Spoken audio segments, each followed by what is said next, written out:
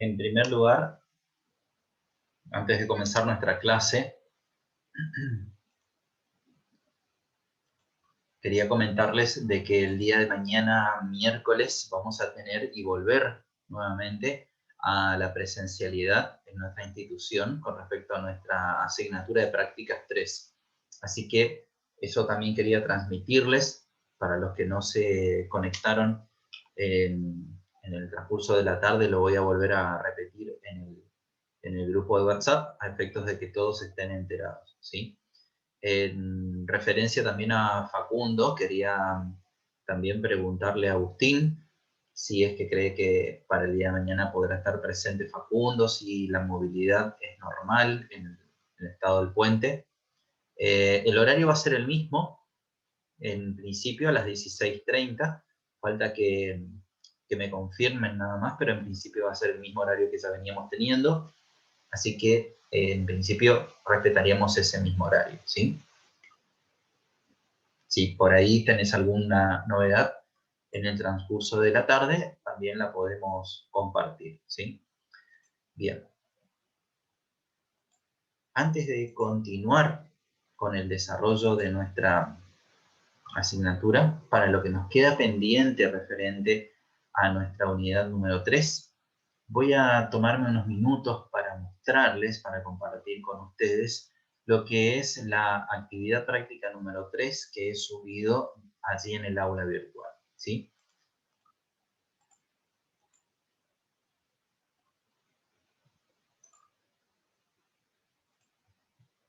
Esta actividad ustedes ya la tienen en dicho aula, ya está compartida, ya está visible para que puedan trabajarla, y allí la idea es que también continúen trabajando de manera grupal como hasta ahora. Si bien hay algunas versiones que llevan a pensar de que durante el transcurso del segundo cuatrimestre se puede dar la posibilidad de volver íntegramente a las aulas, o bien dentro del marco de una determinada presencialidad más fuerte, por el momento no hay una definición concreta desde la institución, ¿sí? Concretamente también se esperan definiciones del Ministerio de Educación en este sentido, con lo cual, ni bien tengamos alguna novedad al respecto, no solamente nosotros los docentes, sino también desde el área académica, les estarán informando para que ustedes también vayan tomando las previsiones del caso, ¿sí?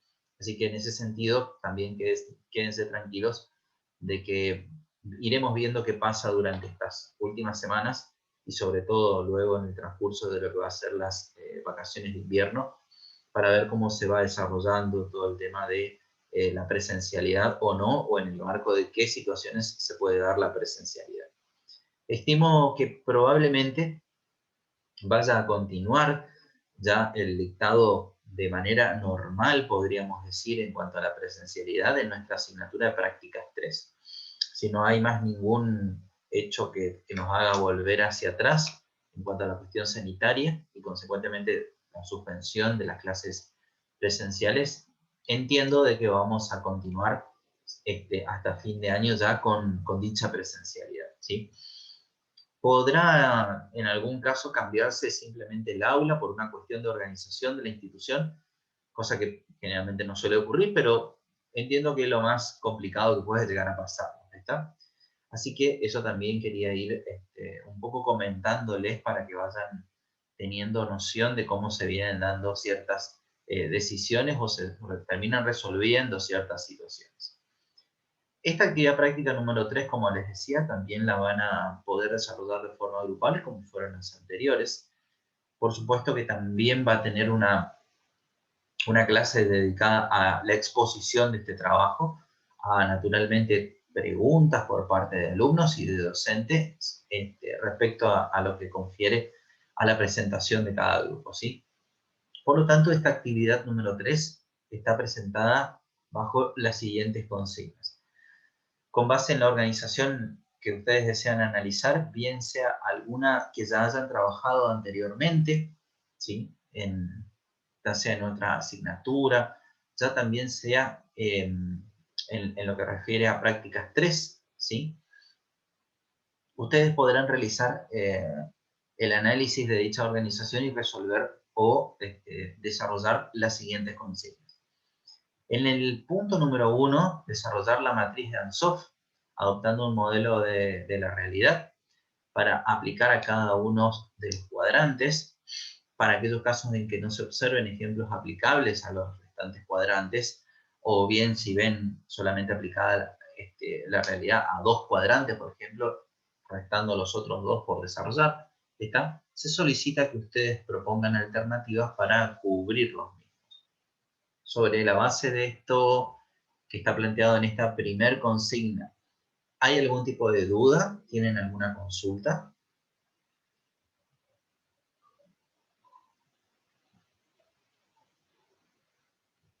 O sea, profe, que nosotros podemos trabajar con la organización que estamos analizando en prácticas.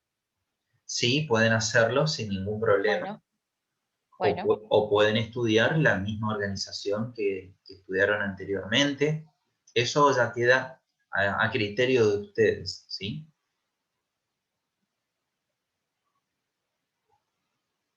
¿Se comprendió entonces esta primera consigna? ¿Hay alguna duda sobre la misma? No, profe, de mi parte no. Bien, explicamos para Agustín entonces. Con base en el modelo de la matriz de Ansoff, van a ustedes volver a retomar lo que refiere a la parte conceptual de la matriz de Ansoff, van a recordar cómo está planteada esa matriz, cuáles son los cuadrantes que presentan, qué tipo de estrategias se desarrollan en cada cuadrante, qué se plantea en cada cuadrante también. Ustedes van a tener que desarrollar lo que observen de la organización para cada uno de esos cuadrantes.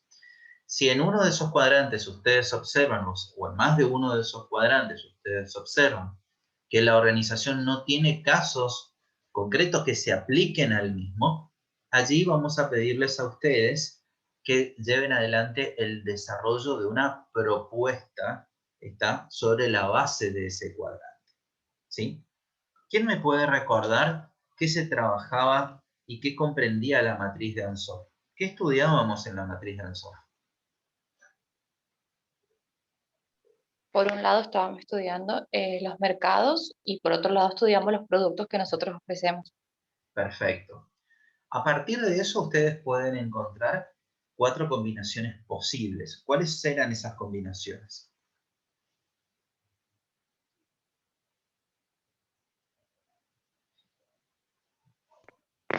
Yo me acuerdo de dos nomás, profe, el desarrollo Perfecto. del mercado y el, el lanzamiento de nuevos productos. Nosotros podemos analizar a los mercados desde lo que representa un mercado actual, es decir, un mercado en el que se encuentra la organización, y mercados nuevos, ¿sí? Es decir, mercados a los que aspira o puede aspirar a acceder la organización. Estos mercados pueden estar distribuidos geográficamente, en lugares distintos a los que hoy se encuentra la organización, o al mercado en el que está actuando la organización, o bien enfocarse en nuevos segmentos de mercado que hoy no está atendiendo la organización sin que necesariamente esto tenga que verse reflejado en una expansión geográfica, ¿sí? Entonces, esos son los dos tipos de mercados que ustedes van a tener. Un mercado nuevo, al cual desean acceder o tienen deseos de acceder como parte de la organización, y por otro lado un mercado actual que es en el que se encuentra la organización. Asimismo, ustedes van a tener también otro eje que va a estar representado por los productos. En los productos también ustedes tenían las mismas características que definíamos para los mercados, es decir, tienen productos actuales que son los que posee en la actualidad la organización. Esto quiere decir que son productos que los tiene en su cartera de negocios, los tiene dentro de lo que representa su logística, dentro de lo que representa también su almacenamiento, por supuesto. Pero por otro lado también la organización puede considerar la introducción de nuevos productos. Esto significa, naturalmente, productos que tengan que ver, por ejemplo, en alguna sintonía con los que actualmente comercializa o no. ¿Está? Por lo tanto, a partir de eso se pueden generar distintos tipos de estrategias. Una estrategia podrá tener que ver con desarrollar estrategias vinculadas a lo que es un producto actual en un mercado actual. ¿Está? Allá hablábamos en aquel momento de la estrategia de penetración de mercado, es decir, necesito que mi producto actual en el mercado actual se haga más presente, se haga más fuerte, se haga más visible, ¿sí? Y a partir de eso analizábamos qué alternativas de acción, ¿sí?, configuradas como estrategias, naturalmente la organización podía desarrollar para que eso suceda. Por otro lado, también podíamos llegar a tener una combinación de un producto actual, pero en un mercado nuevo, ¿sí? Por lo tanto, allí vamos a tener una estrategia destinada a desarrollar, ¿qué cosa? Desarrollar en el mercado, ¿sí? Luego también teníamos la posibilidad de, en un mercado actual, introducir nuevos productos. Entonces allí lo que intentamos es desarrollar el producto, ¿sí? Y por otro lado, cuando teníamos la situación más desconocida o desfavorable para la organización, que es la de un mercado nuevo y de un producto nuevo, allí nos encontramos frente a una situación de diversificación, ¿sí? Por la cual intentamos que con algo que desconocemos, que es el mercado, y junto a un producto que recién también los estamos conociendo, tratar de insertarlos en el marco de, naturalmente, ese mercado, ¿está? Allí, naturalmente que también existirán estrategias específicas para esa situación, ¿está? ¿Esto más o menos quedó claro, Agustín?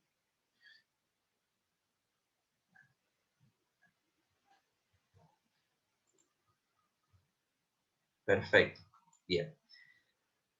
Con respecto a la consigna número 2, dice, considerando que usted desea convertir a esta organización en una organización de tipo inteligente, con base en los parámetros que establecimos, dado lo que fue la lectura de aquella temática, el análisis que hicimos de ese tipo de organizaciones, en donde hicimos referencia también a, naturalmente, lo que describía Peter Senge en su libro La Quinta Disciplina, ¿está?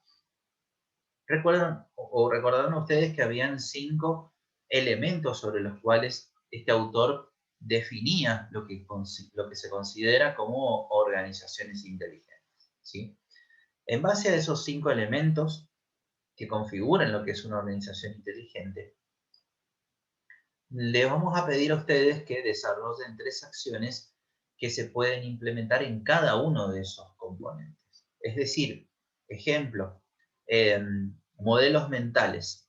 ¿Qué deberá hacer esta organización con respecto a los modelos mentales para que eso pueda convertir, ese componente pueda convertir a la organización en inteligente, ¿sí? Además de los demás, que ustedes naturalmente van a estudiarlos y a desarrollarlos para esa organización, ¿sí? ¿Se alcanza a entender esta segunda consigna? ¿Hay alguna duda? Sí, profe, se entendió la consigna. Bien. Y la última, teniendo en cuenta un poquito lo que trabajamos tanto en la clase anterior como también lo que vamos a trabajar el día de hoy, en donde fundamentalmente vamos a dedicarnos también a cerrar lo que es nuestra unidad número 3. Usted desea formular, dice, y ejecutar una estrategia para una nueva unidad de negocio. ¿Qué acciones ustedes consideran deberá desarrollar sobre el recurso humano y los sistemas de información? Sobre los sistemas de información no hemos desarrollado en la clase anterior, lo vamos a hacer en el día de hoy. Y elabore para, al menos para cada caso, 2 ejemplos, es decir, 2 acciones. Por lo tanto, ustedes van a decir, bueno, sobre lo que hace a recursos humanos, yo necesito que la organización desarrolle esto, ¿está? Esas 2 acciones van a tener que estar bien analizadas, ¿está? De modo tal de que sean claros, suficientes y entendible cada una de ellas. Lo mismo como es para lo que refiere a los sistemas de información. Es decir, en total van a ser al menos 4 ejemplos, ¿está? 2 por cada uno de ellos. 2 para lo que refiere a recursos humanos y 2 para lo que refiere a sistemas de información, ¿está? ¿Queda alguna duda con respecto a esto? ¿Hay alguna consulta? No, profe, se entendió. Bien. No, profe. En el transcurso de la clase que viene, vamos a dedicarles un par de minutos también para analizar cuáles fueron los avances que ustedes tuvieron sobre este trabajo, si tienen dudas, consultas, y naturalmente también ayudarlos a resolver esas dudas o consultas que se les planteen, ¿sí? Bien, como para avanzar entonces en el día de hoy, en referencia a lo que hemos trabajado desde la clase pasada. En la clase pasada nosotros hablamos de un aspecto que es central dentro de esta unidad de nuestro programa y que refiere a cómo, bueno, de alguna manera nosotros podemos definir qué se hace, qué acciones se tienen que llevar adelante, así como qué aspectos debemos considerar al momento tanto de la formulación como de la ejecución o implantación de la estrategia. Y haciendo un breve repaso, muy rápido, sobre lo que en aquella clase comunicamos y dijimos, encontrábamos que era importante tener personal que sea adecuado para poder desarrollar la estrategia, es decir, tenemos que contar con recursos humanos que sepa llevar adelante la estrategia,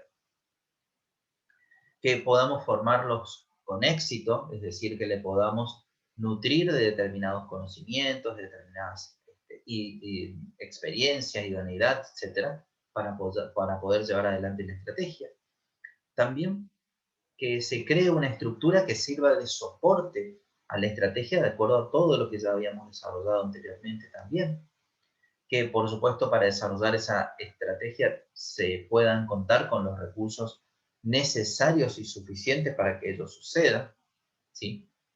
Se puedan naturalmente definir todo tipo de normativas, de instructivos, de reglamentos, ¿está? Que puedan facilitar el desarrollo de la estrategia y no complicar naturalmente la misma, ni burocratizar en un sentido excesivo, ¿sí? La realización de las tareas necesarias para que la estrategia se pueda materializar.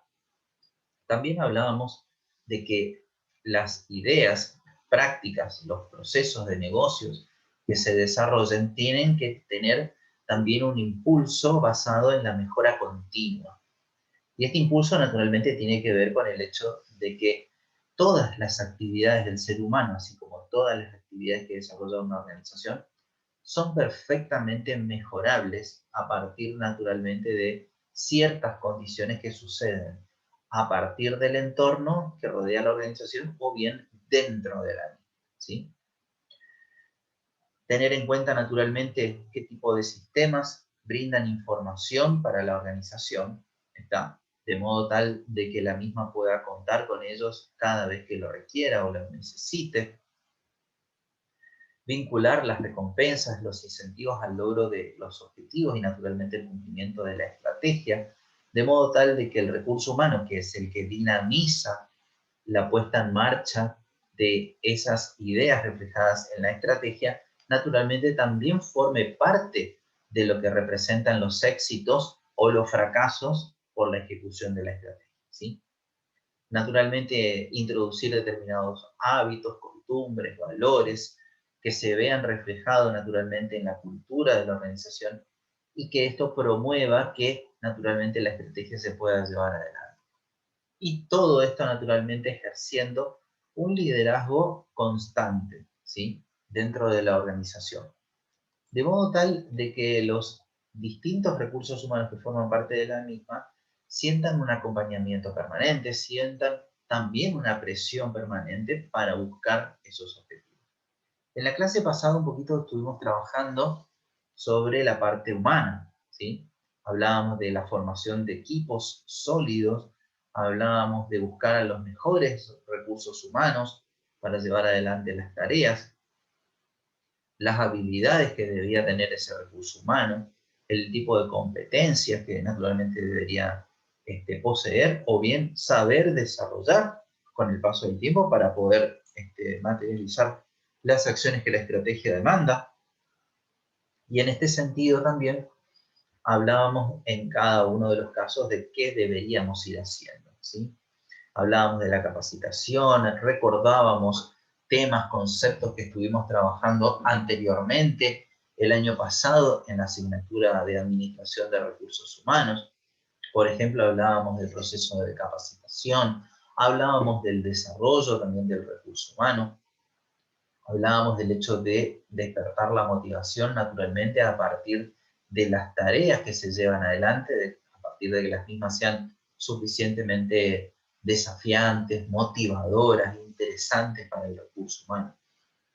También hablábamos de contextualizar esto dentro de un ambiente en donde, por supuesto, la buena compañía entre los distintos integrantes de la organización, también, por supuesto, las condiciones laborales y demás, se den en un marco en el cual las instalaciones ofrezcan estas condiciones, ¿sí? Por supuesto, buscar que el personal más idóneo, más íntegro de la organización, el más competente y calificado, también pueda pertenecer y permanecer en la organización. Un aspecto no menor en este sentido. Y, por supuesto, entrenar, como dice allí a lo último, a los empleados con desempeño promedio, es decir, aquellos que ni se destacan, pero tampoco están por debajo de la media, podríamos decir, o aquellos que son el recurso humano menos calificado de la organización. ¿Está? Dado que si observamos determinadas cualidades que aún no han sido desarrolladas en los mismos, puedan de alguna manera explotar esas capacidades y aprovecharlas para beneficio tanto de ellos como de la propia organización, ¿sí? Y en este sentido, también considerar a aquellos que no poseen o no despiertan aportes a la organización, bueno, que busquen otros caminos, o bien nosotros proceder a despedirlos en el caso de que sea necesario, ¿sí? En base a esto nosotros también dijimos, bueno, y un poco en referencia a lo que señalábamos hace un momento, todas las organizaciones poseen información, y esa información parte de los datos que se generan en la misma, datos que la propia organización genera por sí mismos, o bien datos que se generan a partir de la interacción con terceros ajenos a la organización. Por ejemplo, los clientes, por ejemplo, los proveedores, por ejemplo, el gobierno, ¿está? Y cualquier otro actor externo a la organización, ¿está?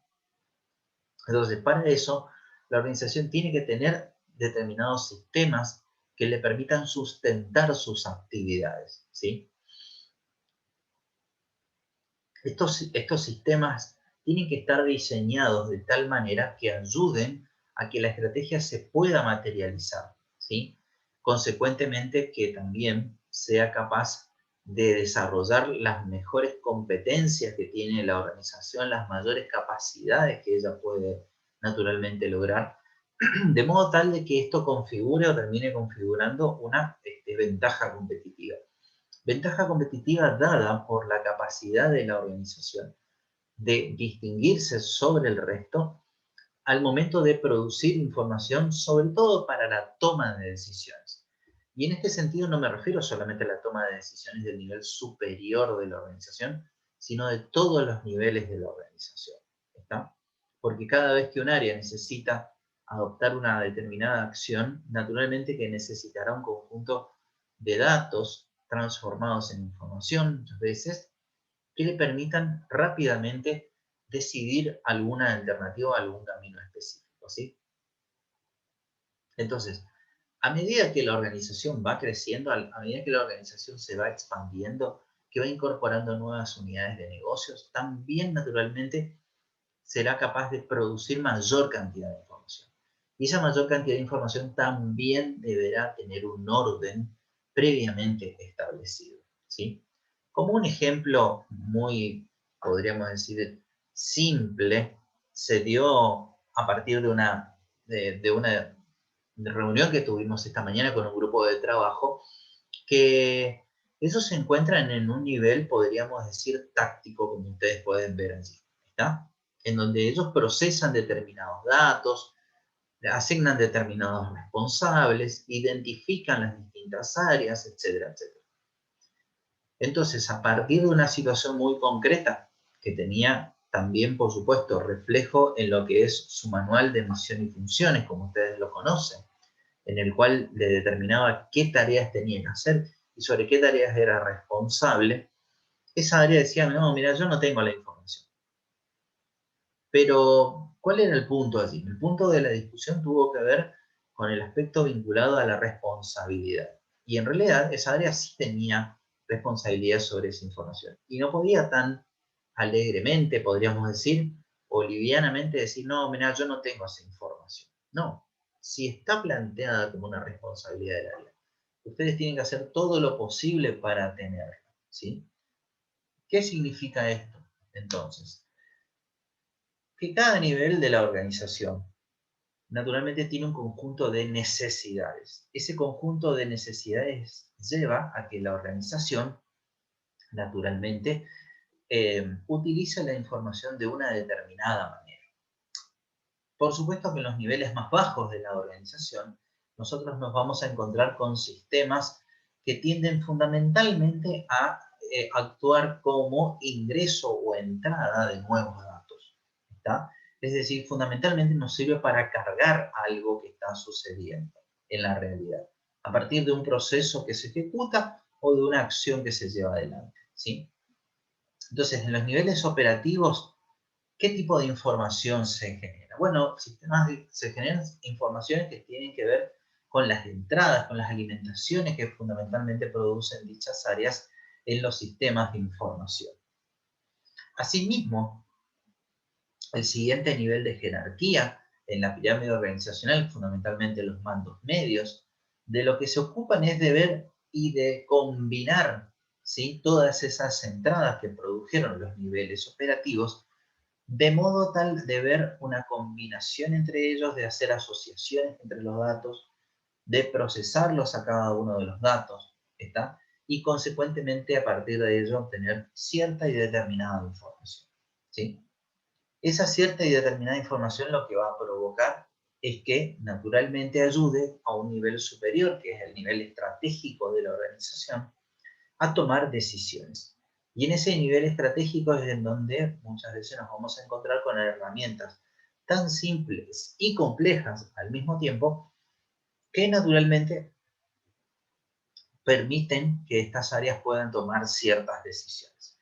Y dentro de esos órganos superiores o dentro de lo que configuran lo que puede producir como información en determinado área, está el hecho de una herramienta fundamental y clásica en este sentido, que nosotros la vamos a trabajar en la unidad número 5 y que es el cuadro de mando integral, ¿sí? Esta herramienta, también conocida como Balance Scorecard, desarrollada por dos ingenieros estadounidenses, tiene que ver con una combinación de determinadas metas, objetivos e indicadores sobre áreas específicas, ¿sí?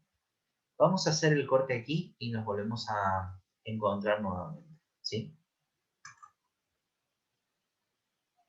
Ok, profe.